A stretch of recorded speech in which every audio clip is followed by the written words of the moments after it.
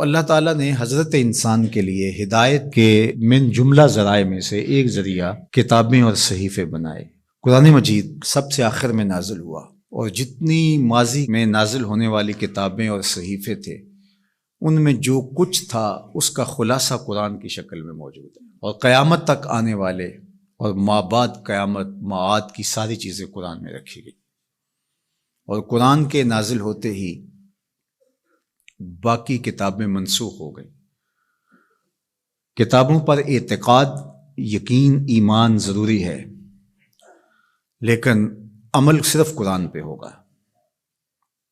یتیمے کے نا کردہ قرآن درست، کتب خانائی چند ملت بشست۔ ابھی قرآن مکمل نہیں ہوا کہ پچھلی کتابیں منسوخ ہو گئیں۔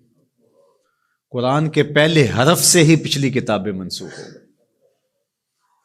تاروں سے کہو اب کوچ کریں، خورشید منور آتا ہے۔ تو ہمارا پچھلی کتابوں پر ایمان لانا ضروریات دین سے ہے، لیکن عمل قرآن پہ ہوگا۔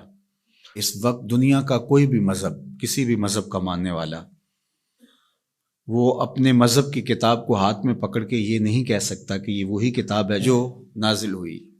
وہ بھی کہتے ہیں کہ جناب اس میں ضرور کمی بیشی ہے، کوئی تھوڑی مانتا ہے، کوئی زیادہ مانتا ہے، لیکن آنکھیں بند کر کے قرآن مجید کا نسخہ ہاتھ میں پکڑ کے حضور کا غلام کہہ سکتا ہے یہ وہی کتاب ہے، من و عن، حرف بحرف، بغیر کسی تغیر اور تبدل کے، جو میرے رسول کے سینے پہ نازل ہوئی ہے۔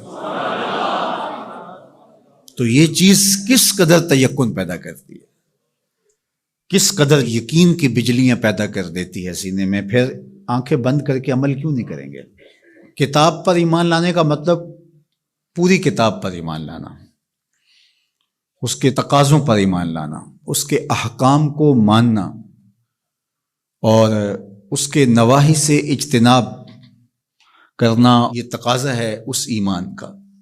تو یہ نہیں کہ جو چیز سمجھ میں آئے، پسندیدہ ہو، نفس پر شاک نہ ہو، نفس کو مرغوب ہو، محبوب ہو، اس پر تو عمل بھی ہو، اس پر بات بھی ہو، اور جو چیز نفس پر شاک ہو تو اس کو جو ہے وہ چھوڑ دیا جائے۔ تو یہ ایمان کا مفہوم نہیں ہے۔ ایمان کا مفہوم یہ ہے کہ پوری کتاب پہ ایمان لایا جائے۔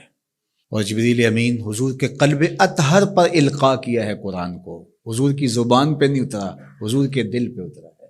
بلکہ جب حضور کے قلب اطہر پر قرآن اترتا تو آقا کریم جلدی جلدی اس کو زبان پہ لاتے، تو آواز آئی لا تحرک بہ لسانک لتعجل بہ۔ اللہ اکبر، محبوب جلدی نہ کیجئے، جس رب نے قلب میں اتارا ہے وہ زبان پر بھی لے آئے گا۔ تو وہ حرف و صوت سے مرکب نہیں تھا، وہ ایک کیا اس کے لیے لفظ کہیں، چونکہ یہاں لفظ بھی دم توڑتے ہیں، یہاں حرف بھی سوختہ پا ہیں، جہاں تخیل کا مرغ عقل بھی تھک کے گر جاتا ہے۔ وہ جانے اور وہ جانے کیسے دیا ملائے اعلیٰ میں۔ وہ منظر بھی تو ہم دیکھتے ہیں کہ رب اپنے محبوب سے پوچھتا ہے کہ یہ فرشتے کیا بات کر رہے ہیں، تو حضور معذرت کرتے ہیں، تو اللہ تعالیٰ اپنا دست قدرت، اب یہاں اور کیا کہا جائے، کسی اور کا ہوتا تو ہاتھ کہہ لیتے، لیکن یہاں تو دست قدرت، فوضع کفہ بین کتفی، تو اس نے دست قدرت میرے دو کندھوں کے درمیان رکھا۔ تو پھر کیا ہوا، دست قدرت یہاں آیا، ٹھنڈ میرے سینے میں پڑ گئی۔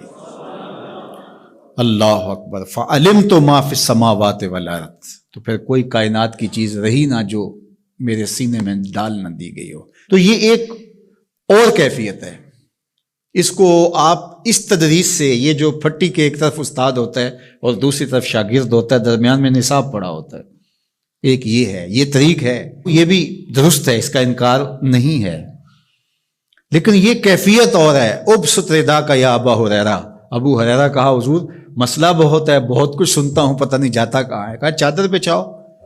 اللہ اکبر، مسئلہ کیا ہے مجھے یاد نہیں رہتا، کہا چادر بچھا لو۔ ابو ہریرہ رضی اللہ تعالیٰ عنہ چادر بچھا لیتے، حضور ایسے کچھ بھرا اور ایسے ڈال دیا، کہا اس کو سمیٹ لے اور سینے سے جوڑ لے۔ حضرت ابو ہریرہ فرماتے ہیں اس کے بعد میں بھولا نہیں ہوں۔